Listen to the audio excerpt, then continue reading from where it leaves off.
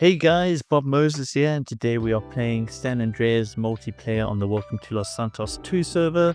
And yeah, it's been a while since my last video. I did a bit of a reset on my PC, so my audio setups and video setups are gone, but I'm busy putting that all back together. And today I thought I would do a quick video just to go through some of the latest updates that have come out over the last couple of days in particular. If you're looking for a bigger video on all the big updates that happened in the last year, you can check out the video on my 2024 updates. And as always, I would recommend that you go and take a look at the forum post where it kind of covers all of the different updates. I'll put a link to that in the description below. There's quite a few updates and they're going to affect different people in different ways. So I'm not going to go through all of them. I'm just going to go through some of the ones that you might notice more while you're busy playing. So yeah, go have a look at that. So one of the big updates they've done is for those of you that like doing lawyer jobs, they've now added the Huntley as a vehicle that you can do lawyer jobs in. The choice for Huntley is quite interesting because it's one of the few cars that don't spawn anywhere on the map. So you have to own them. You can buy them from the PC Legendary Motorsport. I was going to buy one for this video, but then I saw it cost 4 million. So I was like, I do own an FT Washington already, so I don't really want to buy another Huntley. But it's a cool car. I would recommend you go check it out. If you want to see what the car drives like, it's actually one of the CEO vehicle cars that you can use. So you can bring up your menu using the N key, and if you go down to organization and your CEO vehicles, you can get the Huntley there.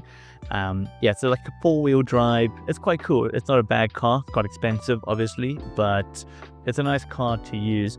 Unfortunately, you can't use the CEO vehicle for jobs. So if you get in it and press 2 to start the job, it's just going to lock the vehicle.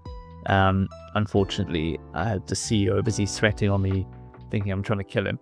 But yeah, it's a cool car. Go check it out. If you like doing if you like doing lawyer jobs, then this is probably a nice update for you. Next up, fishing got a little bit of love in the latest updates. There were 2 main changes to fishing. The first one being that you can now buy 50 bait. Not the biggest change, but it does make it a little bit nicer to do long extended fishing trips, and less trips back to the fishing shop for supplies. And the other big update is that there's now a more fish available in the restaurant. You can check on the list over here, and these are quite easy popular fish, or common fish maybe is the better term. So for those of you who do fishing, take it seriously, and selling the fish at St. Mark's Bistro, then this is quite a nice little update. It's going to make it a lot more profitable for you to do fishing. Social security also got a bit of a buff. So this is the money that you can collect at the town hall. It's now gone up to a maximum of 100k for collection, which is quite a lot of money, but only if you own less than $10 million. So for newer players and more broke players, I think this is quite a cool update. 100k is a lot of money. But for anyone who has a fair amount of cash, it's not really going to be all that beneficial. To be honest, I never really use the social security that much anyway. I think once you get to a certain amount of money, it doesn't really make sense to waste your time going to City Hall to collect. But I think at 100k, that is quite nice, and it's really going to help some of the newer players as well. A bit of a sus update is the hookers now have sound effects when you use them. I'm going to keep this one on mute because I don't want to get demonetized, and I don't want you to get into trouble when this blares through the speakers through your house. But yeah, there's now sound effects. I don't know why, but you can go give that a listen. But yeah, it's really sus. There's also a new item that's been added to the pawn shop for sale, which is a rare coin. You can get this by pickpocketing NPCs. We might see if it ends up in storage lockers in the future, but at the moment it's just getting them from pickpocketing. I did try and rob quite a few NPCs. I didn't get a coin, so I don't know how rare the rare coin is or how much it costs, or sells for, I should say. But yeah, just worth bearing in mind. If you pickpocket an item, you don't know what it is, and it's a rare coin, you can sell them at the pawn shop.